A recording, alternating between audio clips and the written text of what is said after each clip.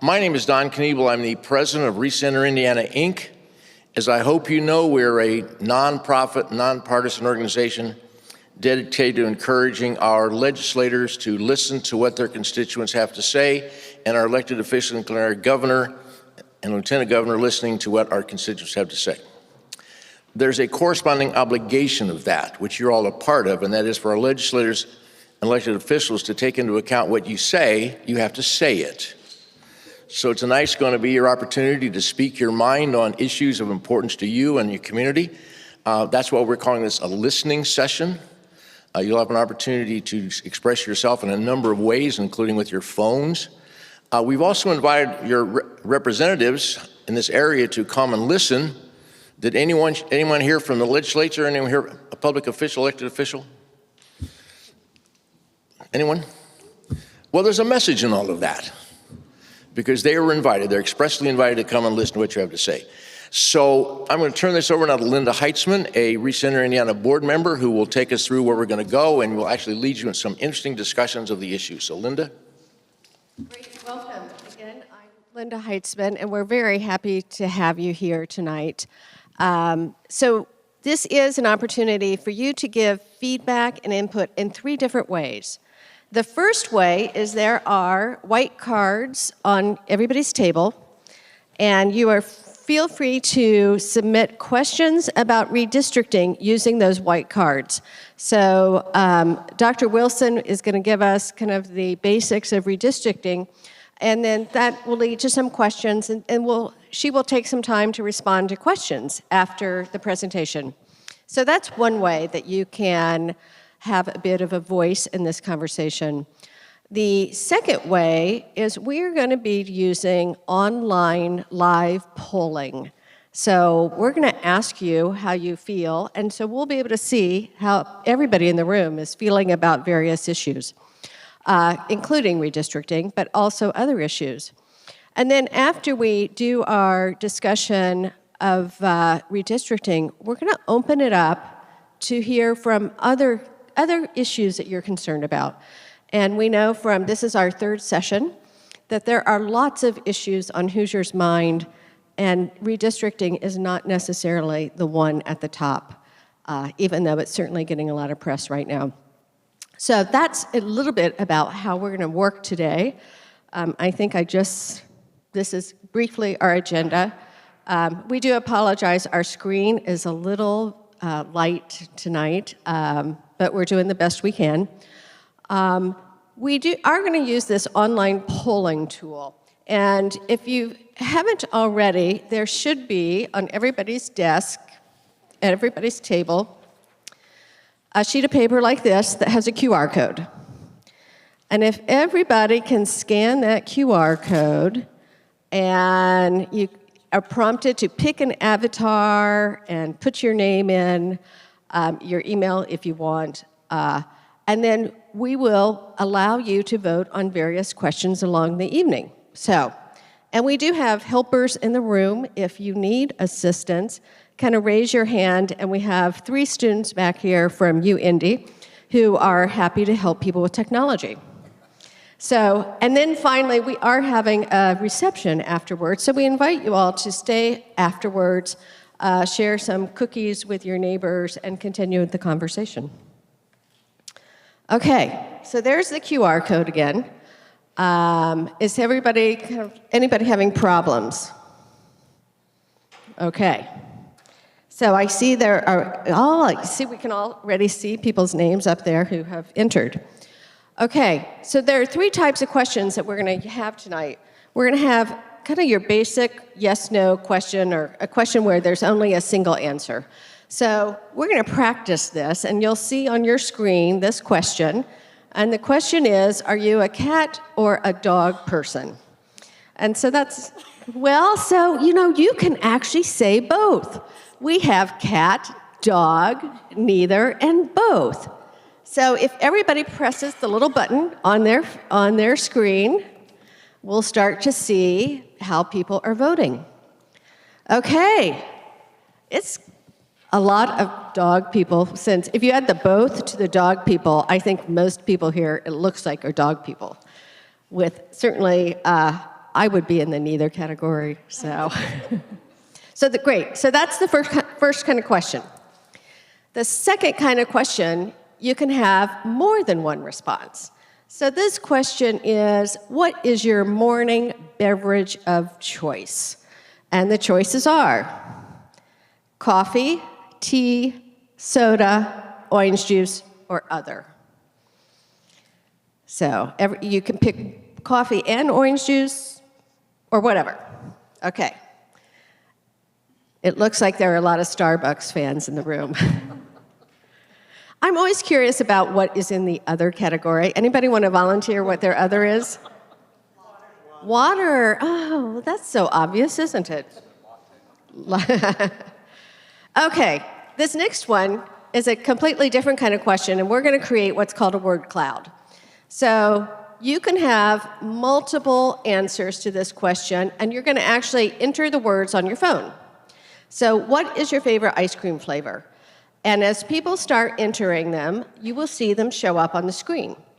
And as they show up on their screen, they are also listed on yours, and you can vote for flavors that somebody else has voted for. So what's really cool about this is you see it change in real time as you're influenced by ideas that other people have. Coffee. I guess it's a holdover from the morning beverage. Chocolate. Raspberry Rumble, that's a new one we haven't seen. Okay. We all see how this works? You see how you can vote for other things? You can only actually make a selection one time. So you can't put your thumb on the scale and vote 10 times for your favorite flavor. So we're going to be using these three types of questions several times throughout the evening. Okay, we're going to move on from ice cream now. Okay, we are really fortunate to have Dr. Laura Wilson with us. This is the third session we have done together, and this is such a moving target. There's a little bit of new information every time we get together. So I'm always anxious to hear what is new in the last week, because no doubt there will be. You have probably seen Laura around on the various TV, political news programs around. And she does have her Positively Politics podcast. Podcast? Radio show. Radio show. So it's live. Okay, so here's Laura, and please welcome her.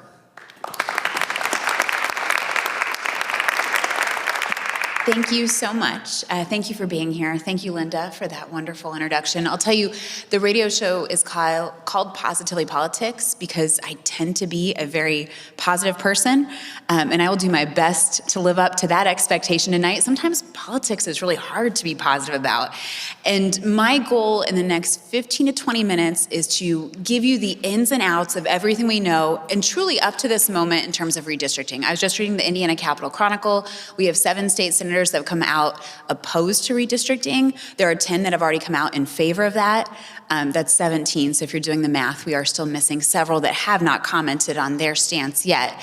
But as Linda mentioned, new things are happening all the time. So I'll give you the basics, a little bit more detail, and up to the moment in terms of where we are with the questioning of off-cycle redistricting in the state of Indiana. So my first question here is actually for you, and wanting to know why you're here tonight. As I talked about, we'll be discussing redistricting, what it looks like, what might happen in our state. I'll give you a national context too, but what is it that motivated you to attend? What drew you in tonight?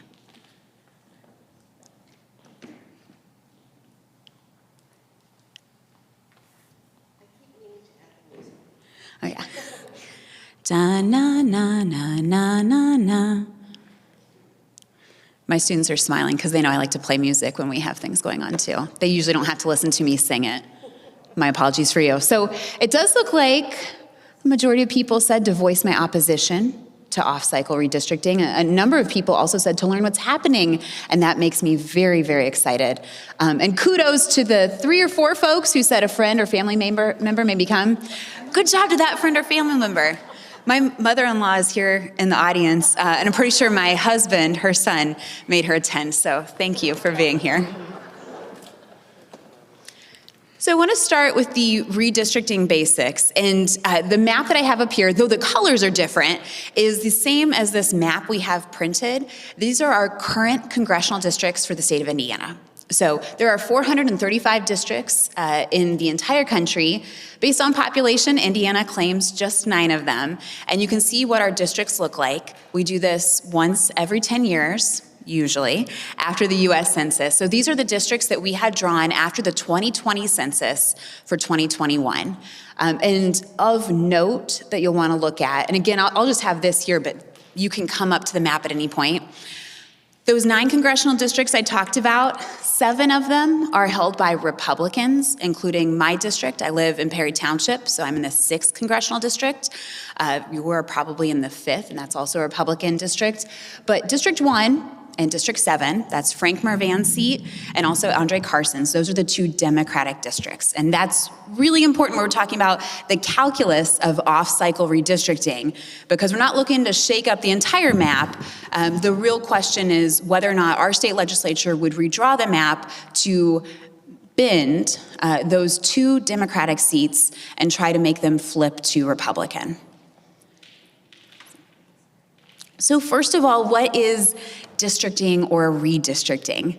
Very simply put, it is just drawing the district lines. So you have a constituency. Those are the people who live in the district. I always like to add, because I teach college, not just voters, people who don't vote are your constituents too, right? Not just the people that voted for you, the people who supported the other candidate are also your constituents. But we use districts for our House of Representatives because that is how we divide out the House. It used to be 65 people, we now have 435, but it really is just drawing those district lines. Now, one term I don't have up here that's important to keep in mind when we talk about redistricting is apportionment. There's a funny cartoon, I think it's funny, that I share in my classes, mostly for myself because no one else laughs, but it's a picture of Tennessee and it says, "What, you don't think I'm apportioned?" And the Supreme Court says, "No, proportionate." And nobody laughs, but like a good educator, I keep it in because it makes me smile, and it's worth it. But that is what we're talking about. We say apportioned. The idea is that the districts have the same number of constituents in them.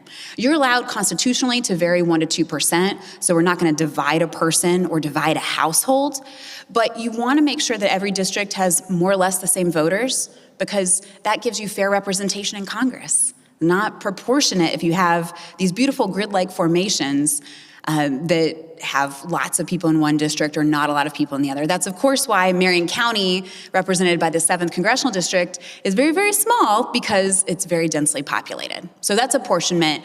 Baker versus Carr was a Supreme Court decision that dealt with that. Generally speaking, you don't hear about it because it's good. We're not worried about apportionment. Most of our congressional districts are very solidly apportioned. Gerrymandering is another important term here, though, and this is when you draw the district lines for political advantage. That's certainly part of the conversation we'll be having tonight, and understand both parties can and will gerrymander to their advantage when they have that opportunity. But I want to clarify, racial gerrymandering is absolutely illegal, while partisan gerrymandering has generally been upheld. The Rucho versus Common Cause case in 2019 happened during our current Supreme Court. So this is Chief Justice John Roberts, and in it he said that redistricting was not a decision for the courts. He referred to it as unjudiciable, which in addition to being a fun word to say, means that he thinks the legislatures, not the judicial branch, should be responsible for drawing the district line. So one of the things we can take away from that case and understand is that by and large, you cannot count on the courts to determine whether or not partisan gerrymandering is fair or unfair. Right? Now, we know racial gerrymandering absolutely is unfair. And if you're looking at the 7th Congressional District, that could be a conversation that comes up. We don't know what the new maps would look like if they do, in fact, choose to pursue redistricting. But I just think that clarification is really important. Now, there's a number of ways that you can gerrymander. It's quite convenient that 2 most prominent rhyme, because it makes it easy to say. One of the ways that people can gerrymander is crack, and that is to split a portion of the population. So if you are cracking, let's say, looking at Marion County, you could peel off, I live in Perry Township, we're already part of the 6th Congressional District, but let's take Center Township and add them, right? They're in the center there. You could take Lawrence, we're very close to that, add them to the 5th. And you can basically crack off little proportions of voters. Packing would be the opposite, so you'd actually be overwhelming votes in a particular district. And you might say, well, why would that be bad? Right? You're just adding more voters in from a certain position. To win any election with the two candidates, two parties, you only need 51%. But if you are packing a lot of the same voters by partisanship in a district, you might have 70, 80%. It's wasting votes, quite frankly. I like a comfortable margin, 55 is a sweet spot. You don't need to win by 70%, right? So those are things that we want to keep in mind too as we look at these districts, what we have versus what we might get if we do, in fact, go with the off-cycle redistricting. And one other thing I should have mentioned at the beginning, I'm sorry, Linda. The pictures I have here, I know they're not very easy to see. You will get a copy of these slides later, and I encourage you to look at these. These are actually the last 4 congressional maps we've had in Indiana. And you can see how much the districts have changed. I always love telling my students, I'm like, I didn't move, but my representatives in the General Assembly, my congressional representatives in the last cycle, all totally different. And we recognize that with the census, we're looking at population changes, population shifts, right? We talked about apportionment. We want to make sure that our districts are proportioned, that you have the same number of constituents in any given district. But that said, we have no reason to believe that something radical has happened in the last 5 years in the state with regards to population. Okay, so a couple common questions that I hear a lot with redistricting that I thought we want to make sure you know. First of all, who draws the district lines? You might know this if you've been following redistricting because it's been very prominent in the conversation in Indiana, but I'm not sure if you necessarily knew before. Indiana, like a number of states, actually utilizes our state legislature. So they both draw the congressional districts, and that's what we're talking about right here. We're not talking about the state legislative districts. They're not redrawing their own districts. But that's right. They also draw their own districts in the House, the Indiana General Assembly House, and the Senate. So our legislators are responsible for that task. I'm going to talk about some national comparisons later, but I do want to highlight here, because it's an American map, and I love looking at the differences in the states. You'll see Texas, like Indiana, their state legislature redraws the district lines.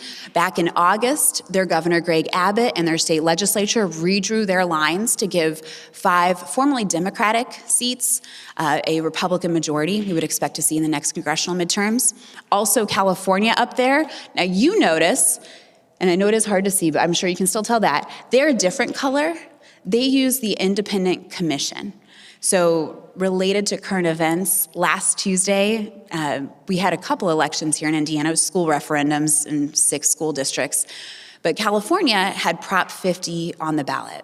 And that was the decision, it was proposed by the state legislature and Governor Gavin Newsom to override their independent commission so that they could redraw the district maps.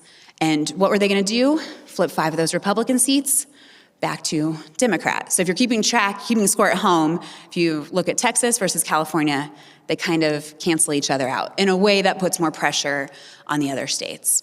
And as a sidebar to that, I was listening to NPR earlier today, and they made the comparison with mutually assured destruction. If you remember MAD theory, but I'm an Americanist scholar. I study state governments, actually, but I know a little bit about international relations, and it did feel very comparable to say, well, if one state, if we flip 2 blue districts from Indiana to Republican, we're looking at Virginia. They're looking at going forward with a plan. We're looking at Ohio. They've already gone through with things. Missouri, all these other states that are having these conversations. Illinois, the Governor J.D. Pritzker last week said, well, if Indiana does it, we're going to do it. And they're a blue state, so they might presumably try to flip their Republican seats Democrat. Though in many ways it does feel, unfortunately, like a fair comparison to say mutually assured destruction. Awesome. One thing I forgot to mention, you will get a copy of the slides, but as an educator, and I think actually as a scholar, I always want to know where the information's coming from. Not that you can read my 12-point font up here, but I do have the QR code, so I'm just sharing with you where the information is if you want to look it up later. Who does this impact? Though I told you our state legislature does draw their own lines, that's not what they would have a special session for, right? They're talking about the congressional districts. And I'm showing you right here, this is the U.S. House of Representatives. This is actually from June, so I will tell you, there are 219 Republicans, 213 Democrats. But one of the things I hope you see by this visual depiction, and I'm a huge fan of visual data, I love this, is that it's very close. So when we're talking about why do off-cycle redistricting, President Trump over the summer called for states to reevaluate their districts because of how close it is. And in particular, one of the things we know from the literature, the scholarship in political science, is that the party in power and the party of the president tend to fare poorly in midterms. And that is like unequivocal. In the modern presidency since Roosevelt, voters are fickle, voters might be impatient, but voters will hold people accountable. And after 2 years, when things haven't gotten done, they're not better like they said they'd be, they haven't seen the difference, typically in congressional midterms, voters see it as a referendum on the president. So there's a lot of good reason to believe the Republicans will have a hard election cycle next November for the congressional midterms. And in particular, it matters because we're looking at the House of Representatives, which has these congressional districts. Who does it not affect? The Senate, right? You probably know this, even if you're not like processing it through, but instinctively, right? The Senate boundaries are the state boundaries. And I have to add this joke because I do think it's funny. If you were paying attention to the state legislature last session, we do have an Indiana-Illinois Boundary Adjustment Committee. They met a couple weeks ago, so we may absorb some Illinois counties. I don't know. That's not my area of expertise. That's not what we're talking about here, though. When we're looking at the Senate, those seats are based on the state boundaries, so those will not change. Also, fun fact, as you look ahead, preparing for who you will vote for, who you won't, we do not have a Senate election this upcoming cycle. So they basically divide out Senate elections by 3 classes. We had one in the last election in 2024. We had one in 2022. We'll have one in 2028, but 2026 for us will be a no Senate election year. Now, I add this in too because I think it's helpful to evaluate what we have, especially if you're considering why would we change. And I told you President Trump has been very candid. He's interested in doing this for political gain.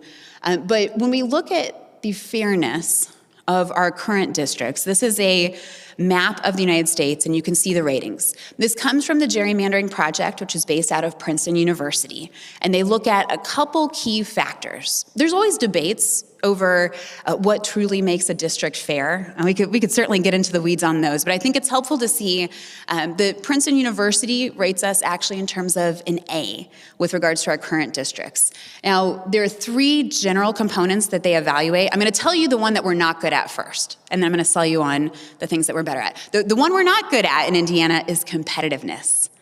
Okay? And you could easily confirm this if you look up 2024 congressional midterm results. I do this in my class all the time. Look at how much the representatives here won in terms of margin. Those are always my big takeaways when I'm looking at election. It's turnout margin, right? Wide margins. With the exception of 2022, Frank Mervan was competing against Republican Jennifer Ruth Green. I want to say that was a 5% margin. That's not even close nationally. It's what I'd call Indiana close. But that's not actually a really close race. Most of our congressional representatives win by landslides. And the unofficial political science term for a landslide is a 20% margin. So that's huge. If you're winning in a 2-party race by 60% or more, landslide. So our districts are not very competitive, I will give you that. But 2 of the other things that matter a lot, we rate very well on.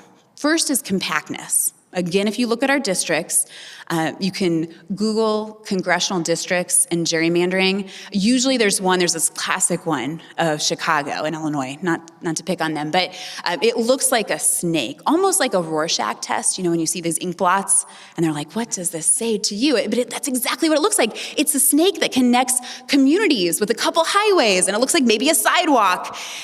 And the problem with compactness is that you need to be in a district with your neighbors, not people who are 30 miles away. And then everyone around you is an island. They're not in your district. We recognize that there's a value in having districts where people have similar interests, similar goals, similar economic backgrounds. There's a lot of ways in politics we don't promote homogeneity, so I feel weird as I tell you this, but imagine it, first of all, as a representative. It's easier if you have a district where people have a lot of similarities, a lot of similar communities. Quite frankly, as an elected representative, not only is that most effective, but I think as a constituent, that's easier too, right? When we look at old congressional maps, there was a time in our last cycle where you had the 9th congressional district that spanned from Johnson County, and I'm talking like Greenwood Mall area, that's my backyard. We frequent that place a lot, all the way down to the Ohio River. And you're like, man, there's a lot of diversity in those communities. You're talking about rural and suburban and all sorts of things. So for compactness, Indiana does a really good job, right? We also do a really good job in terms of not splitting counties and districts. We average around 10, I believe, in every given congressional district. We've got 92 counties, we've got 9 congressional districts. That math is mathin', as they say. But it's really important because, again, you're talking about people that will look at local government, they'll look at state and national, and you have a lot of similarities that makes it easier both for constituents to understand, but again, for the representatives as well.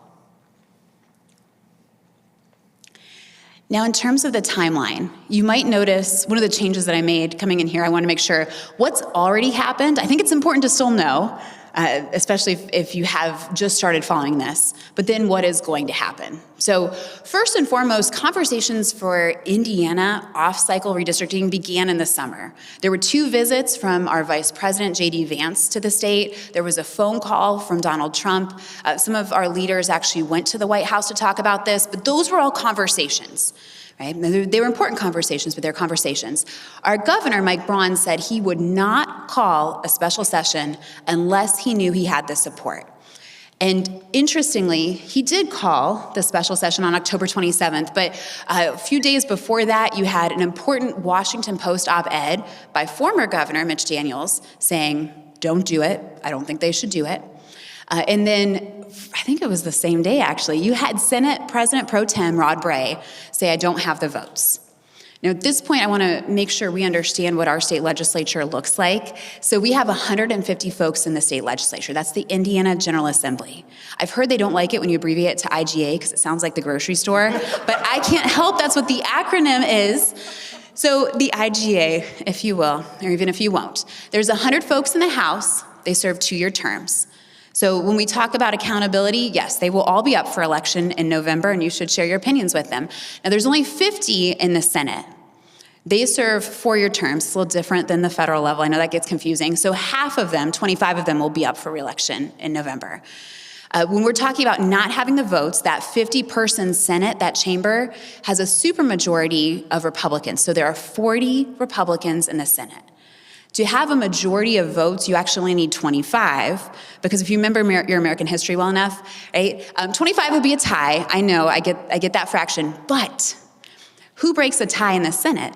It's the president of the Senate. Who is the president of the Senate? I can see some people nodding, you probably know. It's the lieutenant governor. Micah Bethwick has been very vocal in his support on redistricting, as would make sense. He's a part of the Braun administration. But you would only need to have 25 senators.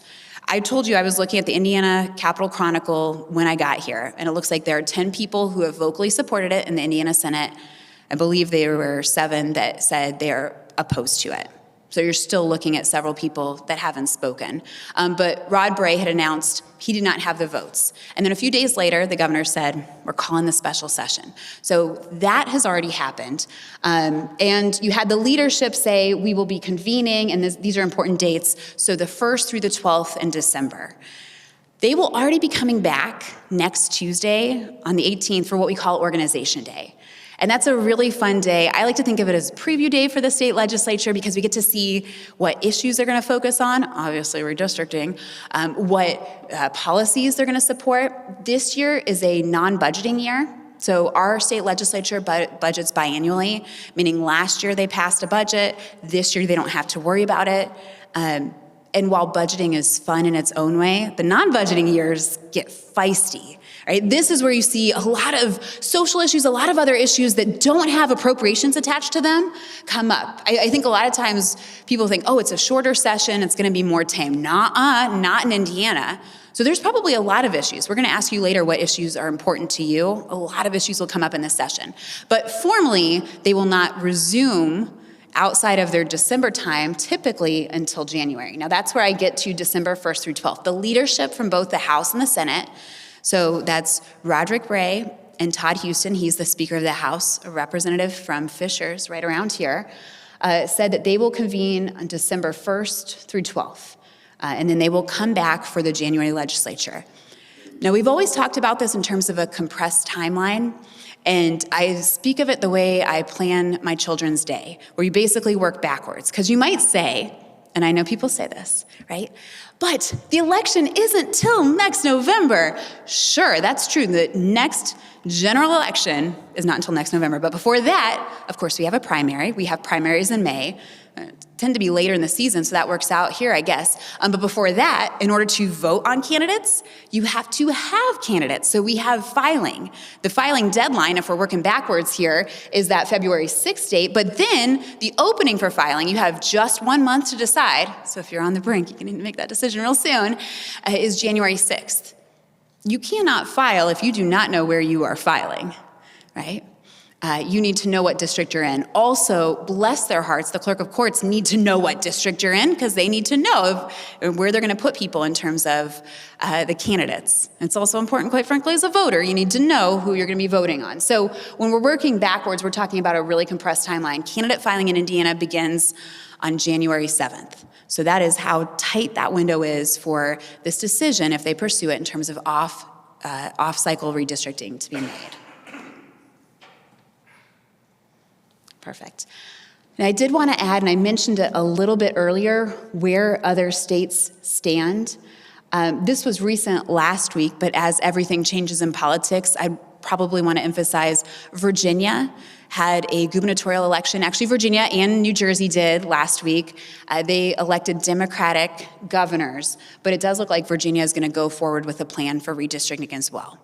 So when we're looking at the national map, Indiana has been a part of this conversation for months.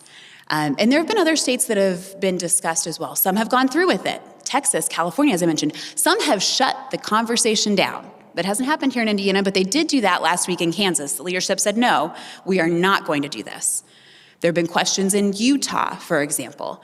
And I made that comment earlier about mutually assured destruction, but a lot of what you're seeing here, you're looking at, okay, well, what seats can we change from one party to this party? And every state has theoretically the opportunity to do that. But I think the larger principled question that you have to ask yourself is why, and whether or not that's something we would want to do or want to pursue. I just like this data because you can kind of see how those states are being involved. But I would add, I have this from last week. There are more states that have been discussing this since last week. That's how fast things happen here. So you have note cards at your table, and I see there are some pens as well, which is fantastic. You didn't even have to bring your own writing utensil. But we want to address any questions that you have before we move on to doing other things. So if you have any questions, feel free to write them on the note cards. Jocelyn is going to come around. And one of the nice things about this is if many people have the same question, we'll be able to consolidate. If you have a different question, we can address that. If you want to know, yes, I'm a dog person, pug specifically, but don't tell my terrier, she's wonderful too. So I know we had some people come in late. And so for people who have wandered in late, I know traffic was terrible out there. There's a sheet of paper like this on every table, and it has a QR code. And we're going to give you an opportunity to actually say whether or not you support this off-cycle redistricting in the next few minutes. So if you log into this QR code, you can actually weigh in and have a vote. Are there any note cards that I can pick up and ask questions for Dr. Wilson? Yes. Thank you. Your penmanship is very good. Thank you. Laura, I'm going to have my back to you so that I can face everyone and you can all hear the question, and then we'll allow Laura a chance to answer it. What is the chance to break the supermajority in 2026? In Indiana, I'm assuming. Yeah, Yes. that's a really good question. So I will say we saw a small, big blue wave in the last election results, and I'm talking about last Tuesday. When I say small, we're talking about New Jersey, Virginia, New York City mayor's race, and the California proposition. So this is hardly national in terms of landscape. But that said, a lot of the voters in the exit polls expressed dissatisfaction with what was going on in the federal government. Of course, the government was still shut down. When I went to bed last night, it still was as well. Right? So we recognize that that was a big push for Democrats. I mentioned earlier, I look at turnout and margins, very high turnout, very wide margins in favor of the Democratic Party. So when we talk about in Indiana, the supermajority, that means over 2/3 of our state legislatures, I focused on the Senate when I told you about that, but the House has the same thing, are held by Republican members. A lot of those districts are drawn in a way that makes competition hard, quite frankly, but it's not impossible. And I think part of what you need is it's turnout, right? You need people to pay attention, to be angry, to want to see difference. The fact that we don't have representatives here, I think absolutely does say something, as Linda mentioned earlier.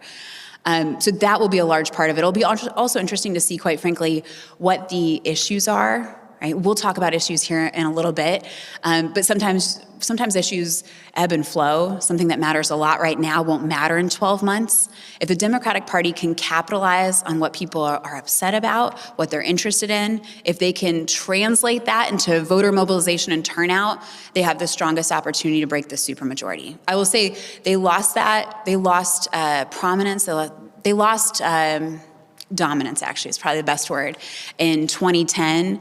And the party has struggled in Indiana to really resonate with voters. I think you've seen the Republicans have been much more successful with that, and you've seen that at the statewide executive offices and those legislative races. But we like to say the party pendulum swings back and forth. It does, I will say, at the federal level, swing back and forth a little bit faster, right? But there's always certainly that opportunity. I think the biggest thing is connecting with voters, voter turnout, and caring in that way. Thank you for that question. The next question is simply, what is the cost to redistricting? Yes, there have been various estimates to this. And I will tell you, I haven't personally run the numbers, also not a good accountant, but we're looking at estimates around $250,000 to $500,000. I will say with the timeline that I showed you, one of the things that's very interesting is Governor Braun called a special session. So typically in a special session, you're bringing legislators back. So they have a per diem, right? They get paid for the work that they're doing, as they should, we all should. The way that they're coming back in December, they're not normally in office. So I think you have seen some confusion in terms of how much they will be paid for that work and that time, how much of that comes into their regular salary. Our state legislature is a moderately professionalized state legislature. Most of them serve in other roles when they're not in session. It will absolutely cost us. Estimates I've seen are $250,000 to $500,000. Thank you. This next one's a good question with a little flair. Can you give me one good reason why we need redistricting? Okay. Well, if you support congressional Republicans and you're worried about them losing in the congressional midterms in 2026, that's certainly the president's interest, and that's why he's supporting this.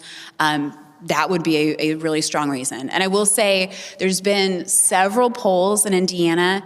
A slight majority of Hoosiers every single time say they oppose, but there is a contingency, around 30% in any given poll, that say they support it. So a lot of it would probably have to do, how much do you support what the federal government is doing? How much do you want the president or members of Congress to tell you what we should do in our state? How much do you like what's going on, and how much do you dislike it? That would be my answer with less flair, admittedly. Next good one.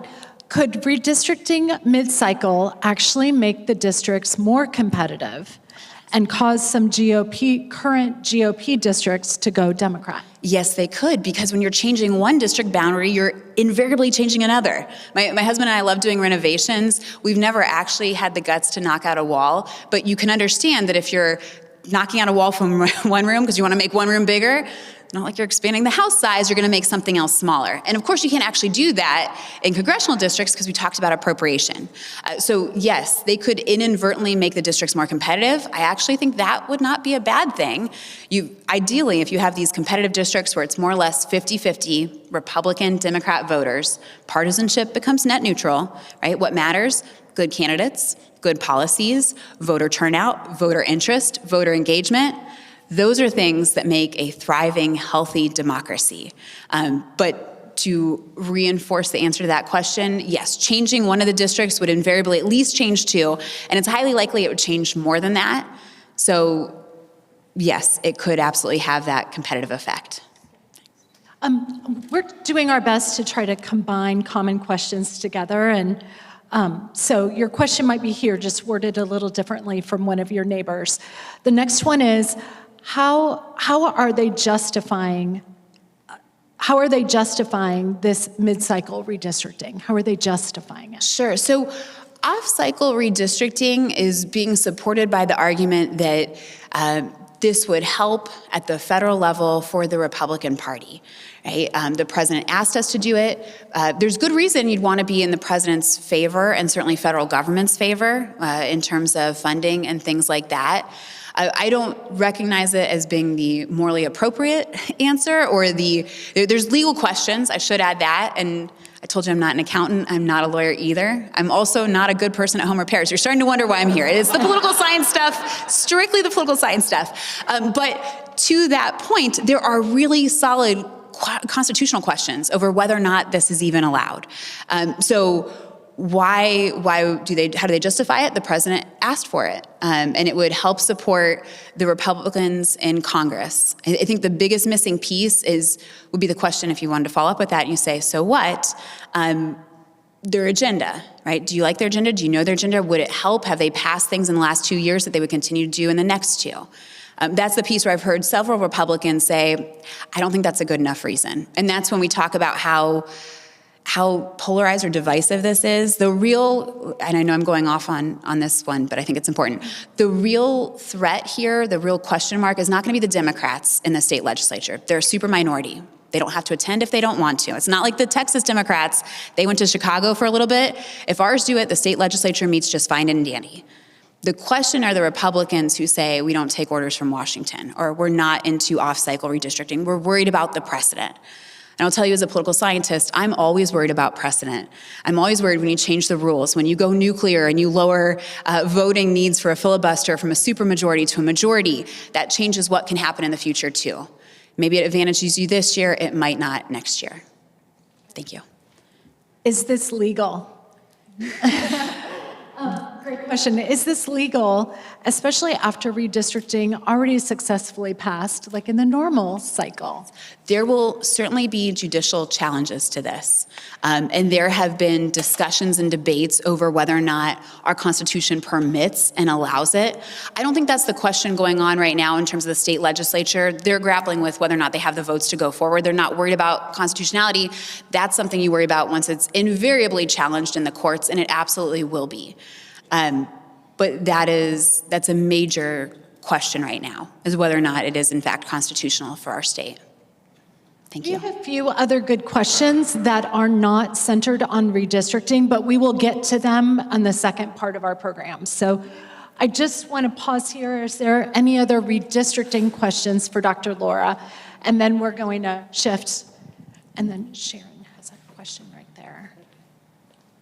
My state senator responded to my question about redistricting, that Indiana is fighting back against California and ignoring what happened in Texas. Just curious for her response. Let me rephrase that. I am so sorry. The question is your thoughts on a state senator responded to a citizen's question about redistricting, and the answer that they received from their legislator is Indiana has to fight back against California. Sure. We started this process before California Prop was passed. That was Prop 50. Now, to be fair, they had put that on the ballot before we had a special session, but I really don't think it's tit for tat. I don't think we're trying to argue who threw the first punch. The bigger challenge is the fact that other states have gone through with this too. Notably, it sounds like the question asker mentioned Texas, for example. I think if we're doing our best, both as legislators, quite frankly, this is my ask for them, but also as constituents, is I don't really care what the other states do as much. It's helpful to know, because it's a national conversation. Why does the administration care about Indiana? Because we do have 2 seats to give.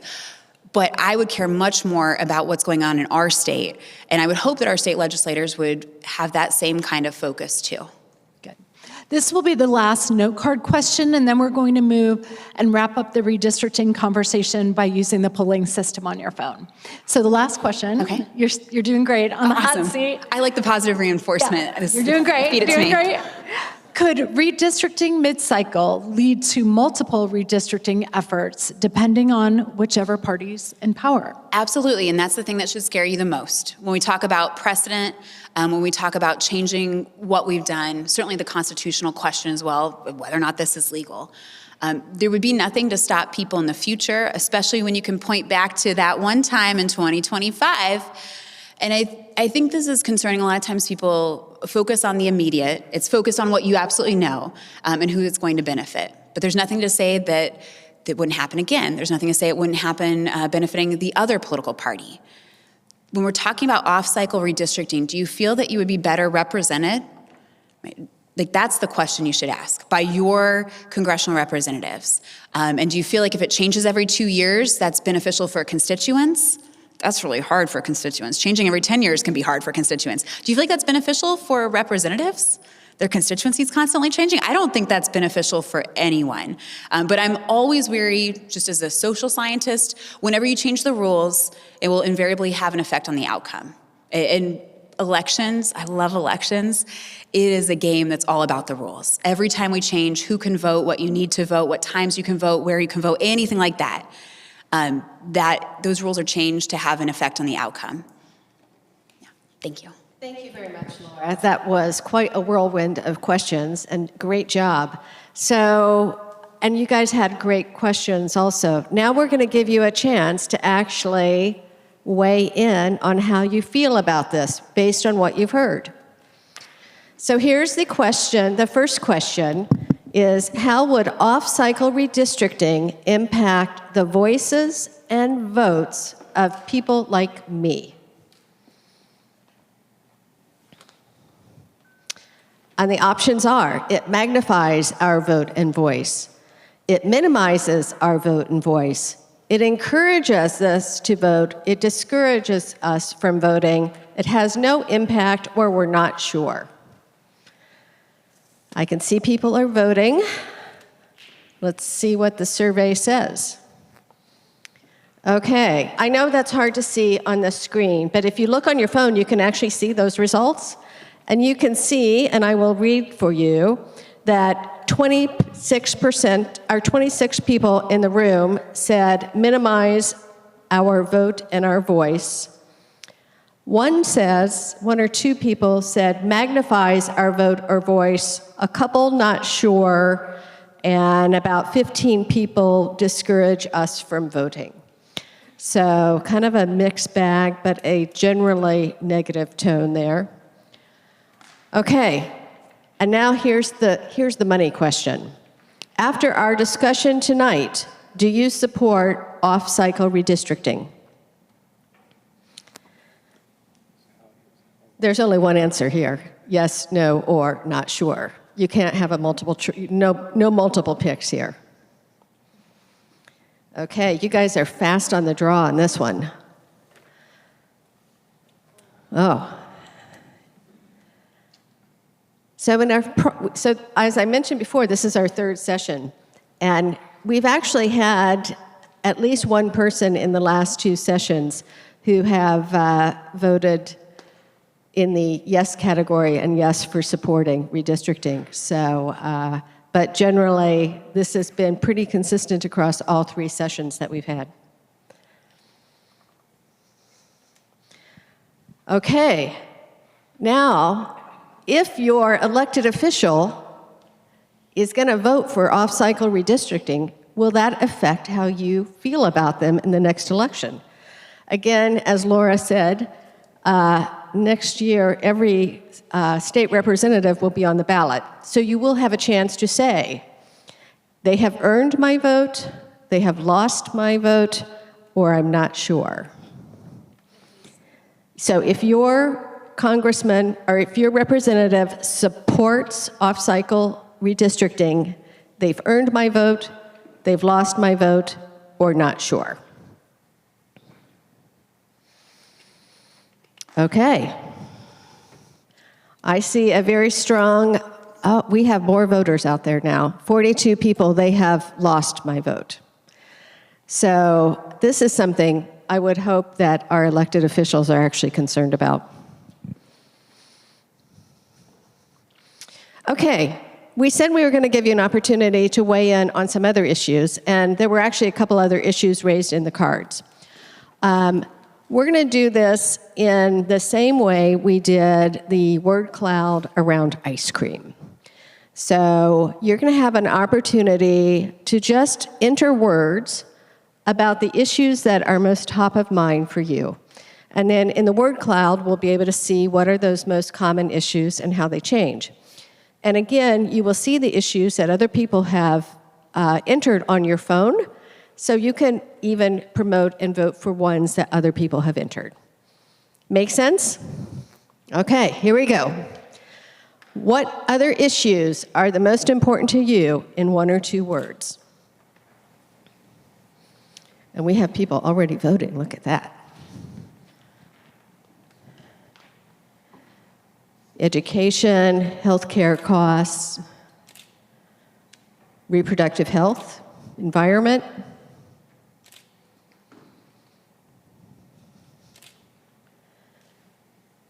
public education,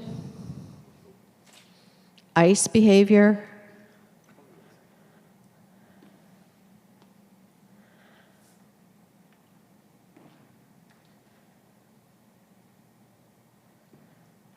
healthcare continues to be pretty high on the list of the audiences that we have had so far with our sessions.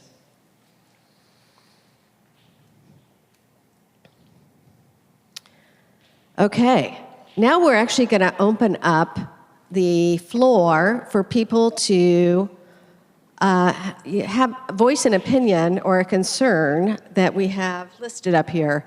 So we're just going to walk around, Jocelyn and I, and give people the opportunity to say more about one of the concerns that are on the board up here.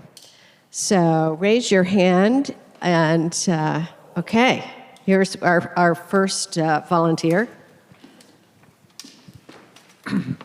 So I see all these issues or these concerns up on the board, and I've never seen government in my lifetime abdicate their duties to those issues and focus on things that are of their self-interest during my lifetime.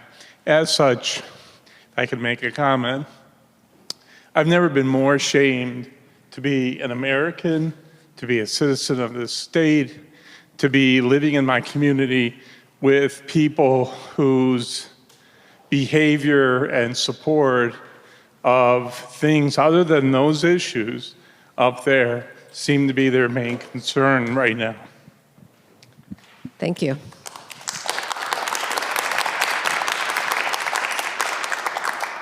Okay, I like it when people aren't shy.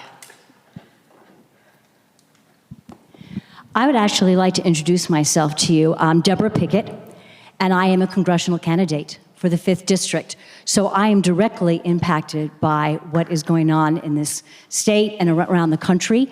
I agree with this gentleman right here. It is pretty disgraceful right now that our institutions, the democratic institutions, are under attack.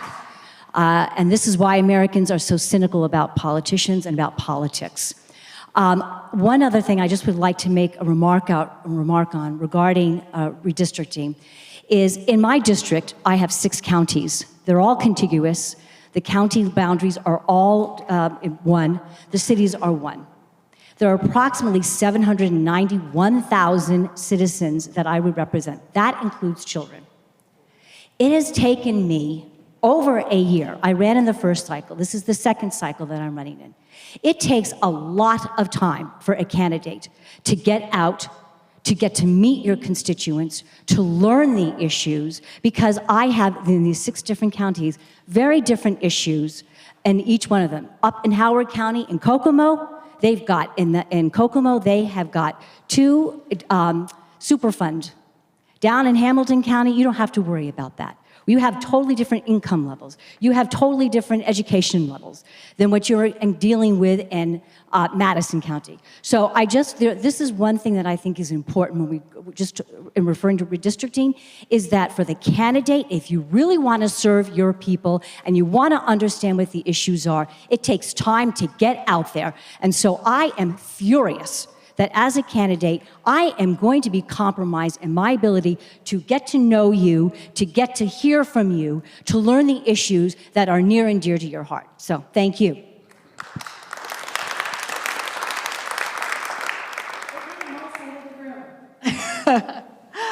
Are there any questions here? Oh. Do you want to, here, Terry, you want to do Terry first, and then I'll bring the mic over here to you. Thanks.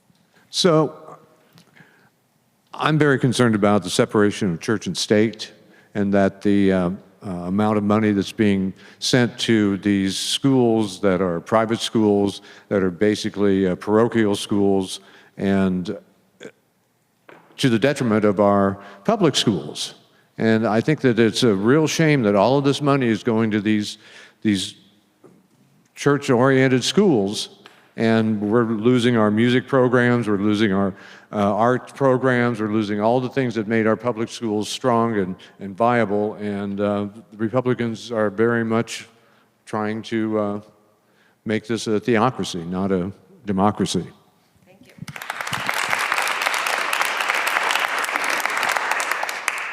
I also just want to recognize Terry for a moment. He and I just met the other day.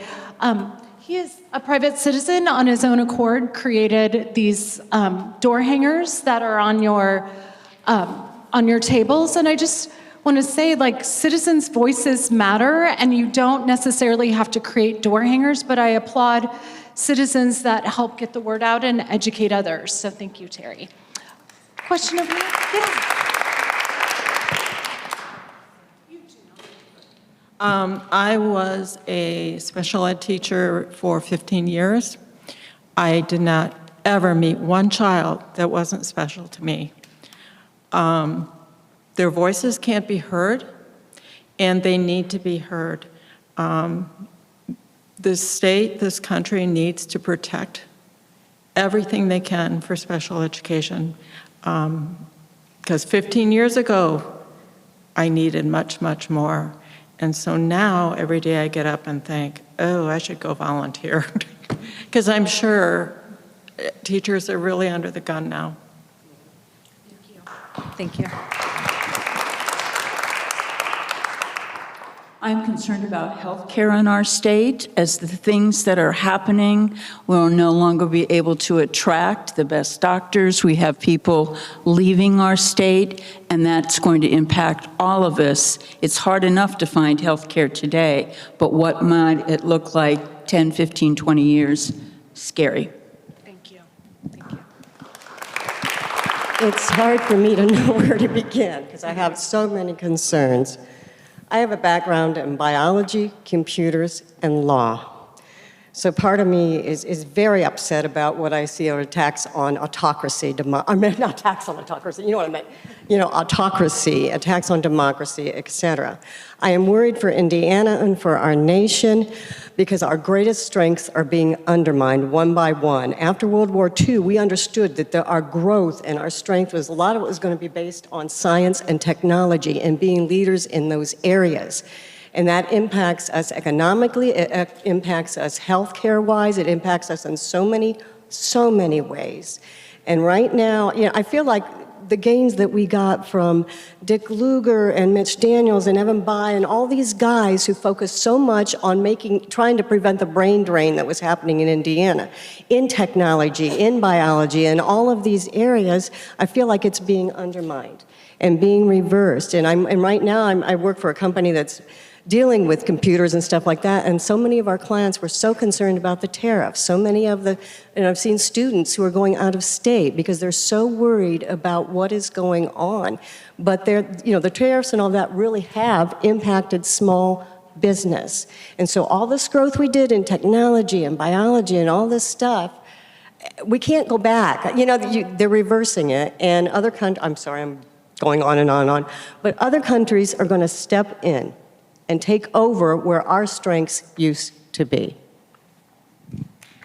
Thank you. Thank you. So I'm a retired police officer from Indianapolis, from the city. And when I was policing, we had to wear identifiers. We had to have a badge and we had to have our name out. We could not wear a mask. We couldn't hide our faces because we were legitimate police officers. We had to have probable cause before we could make arrests or serve search warrants. I was a narcotic detective for a while. If I were to step out in the street and shoot somebody because to me they looked like a drug dealer, then I would have been in a lot of trouble. So I'm concerned about this lawless, what do they call it? Extrajudicial killing, which is just a fancy way of saying murder. And yeah, that's what I'm worried about. Hi, my name is Lisa Dick, and I am the president of the Hamilton County League of Women Voters. The League of Women Voters is an active organization in our county, and I would first of all invite any and all of you to get online and come join us. One of the things that the League of Women Voters is very concerned about, we've been very concerned about the redistricting. We were also very frustrated this summer when our county clerk presented, our county clerk who used to be one of our county, one of our state legislators representing Noblesville, who actually brought the idea of vote centers out to make it something that could be done throughout the state. And now Hamilton County is one of the smaller and smaller number of counties that does not have vote centers on election day.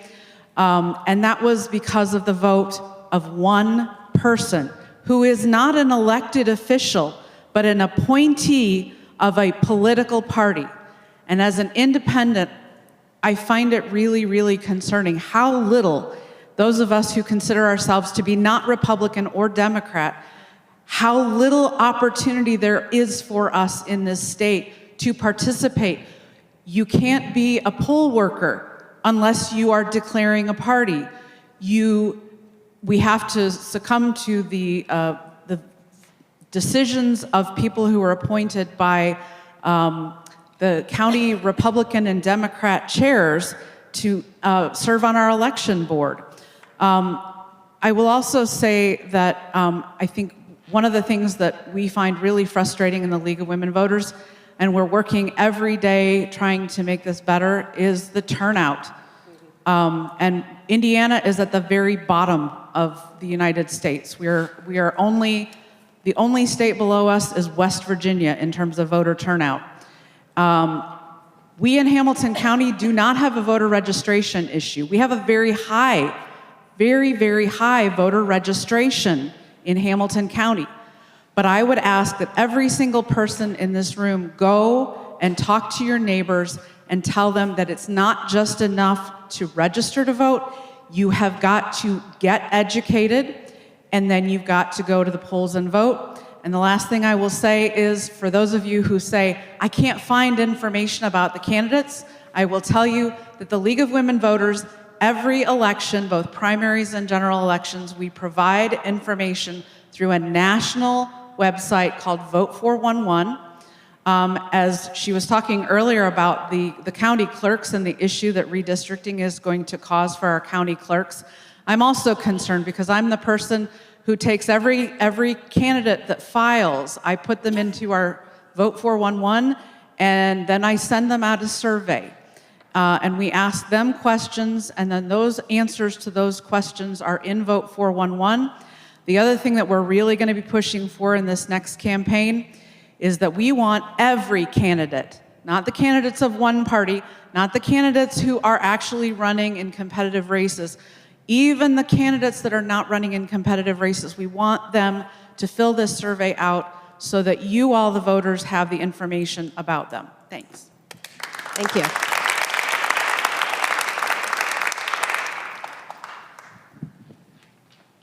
I care about all of these issues that are in the poll that we took. But I think if I had to say what I care about the most, it's this country and maintaining a democracy that recognizes the voices of people with disabilities, the LGBTQIA population, the Indigenous Americans who were here first, the Hispanic people who are here, and women's rights to control our own futures, our own lives. I care about the education system, but once again, the thing I care about most is that we maintain a democracy, and if we do this mid-cycle redistricting, we're saying that we have given up on this democracy. This country is called the United States of America, but we are not united right now. And we're going to need each other for all of the challenges that we face in the future. I love my neighborhood. There are Christians, there are Muslims, there are atheists, there are Jewish people in my community, and I love it. And I remember as a child, I'll close pretty quickly, I remember as a child when I was in Virginia, I was one of the first group of students that they did the desegregation busing. And I remember parents calling in on the radio and saying, this is going to be horrible. The kids are going to fight. They're not going to get along. And when I went to school, it wasn't the black and white kids that were fighting. It was the white kids that had little fights and the black kids that had little fights. And I learned that we are not that different. And so when I think of all these groups, I think of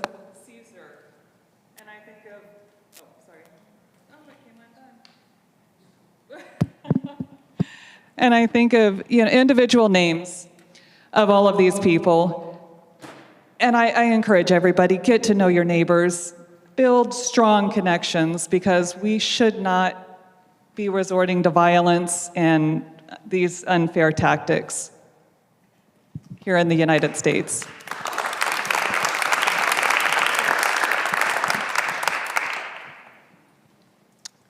Hello, everyone. I'm Samuel. I'm one of Dr. Wilson's students.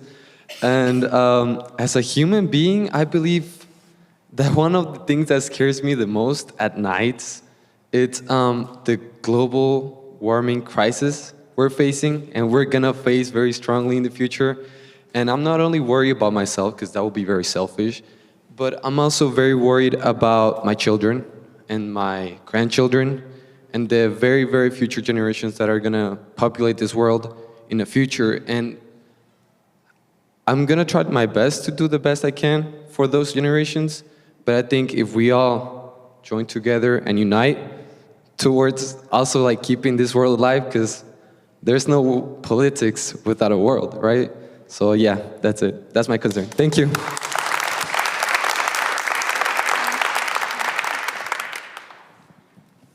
Hi. I just reached the age of 81, and in all my life, I've never felt real fear until now. I've gone through World War II, Vietnam, Korea, everything, survived 3 cancers, but I'm scared for my 3 daughters, 43, 49, and 57, that have to put up with all the things that we won that are now being taken away. We have to stand up. We have to send people to Washington whose IQ doesn't drop 100 points from the time we elect them to the time they get there. Please.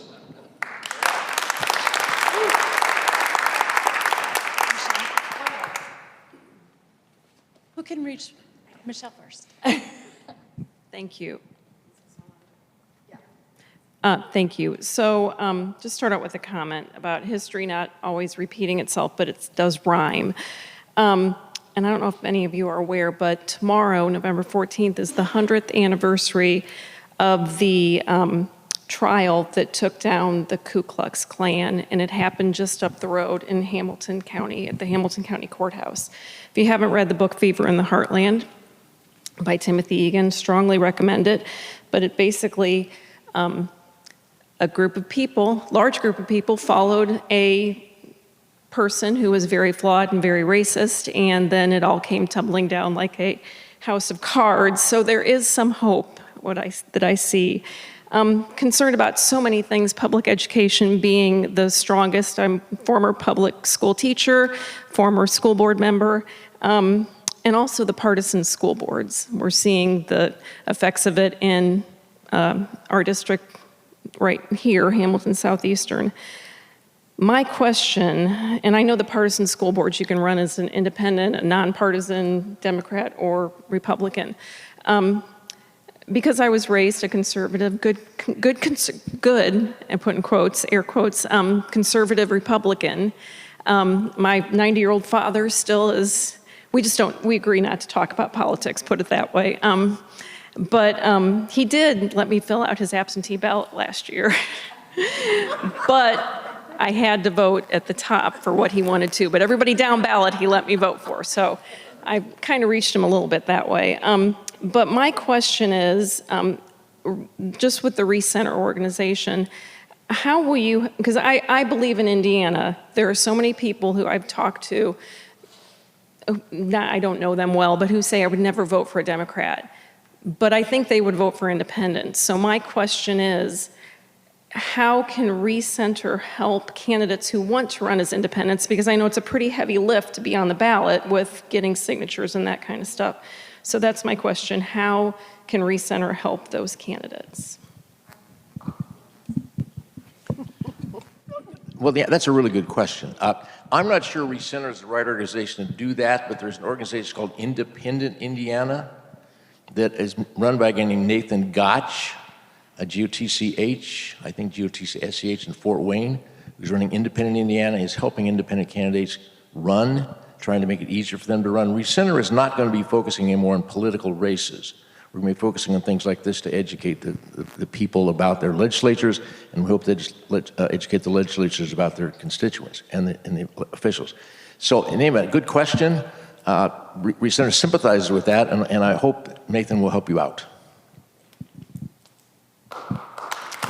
Okay, I think that has been great input from everyone, and we really do appreciate the engagement and the willingness to kind of take the microphone and share what's on your mind.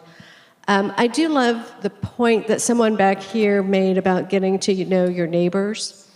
And one of the reasons we're doing these events face-to-face is so you can actually sit around the table with your neighbors and share cookies afterwards. And but just, share your concerns with each other. And it makes us all feel a little less lonely when we know we're not the only ones. Well, thank you. This was a great conversation. We have just a few wrap-up questions for you. So, more voting. In general, this is another word cloud. Well, maybe it is. My elected officials care about my concerns. Actually, it has choices.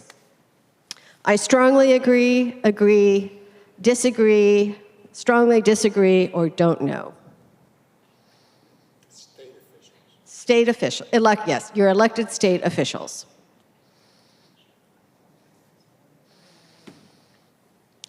Again, we have a overwhelmingly negative response to this one, with most of them being disagree or strongly disagree. I do know that there are actually some really good elected officials out there, and it's easy to lose sight of that. And so we shouldn't throw everybody under the bus at the same, But I do appreciate the sentiment. Okay, this is the word cloud. How are you feeling about the state of politics in Indiana? Again, you can enter your own words.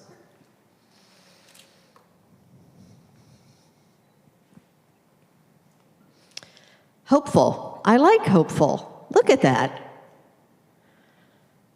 offset by discouraged and icky.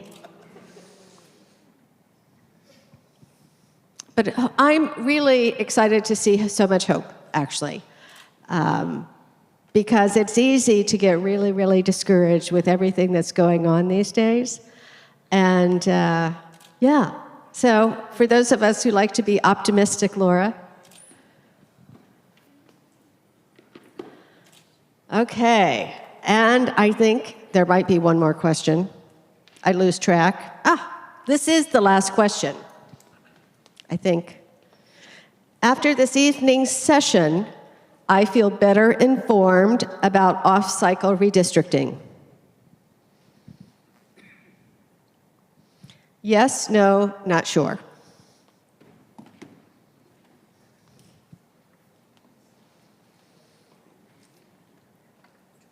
Okay, so look at there, Laura. I know you like positive feedback. So terrific. Well, that wraps up this portion. I'm going to send it off over to Jocelyn, who's our executive director, who's new to Recenter, joined us this summer, is doing a fabulous job, and organized all of this, and which was no easy task. So thank you to Jocelyn. Thank you. Thanks. I must give a big thank you to Dr. Laura Merrifield Wilson. Thank you, Laura, so much Laura has presented in 3 different sessions, and we are just so grateful to have your participation, sharing your wisdom, fielding all those questions. So thank you very, very much. And we have something for you.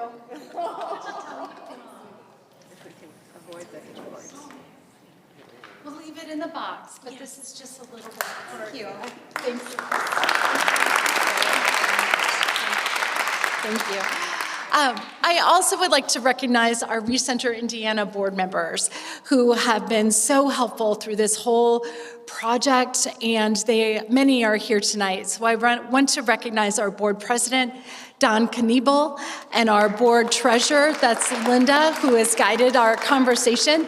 Ias is here. Thank you very much. Candy, thank you for helping us. And Phil, our photographer. Thank you, Phil. Thank you very, very much.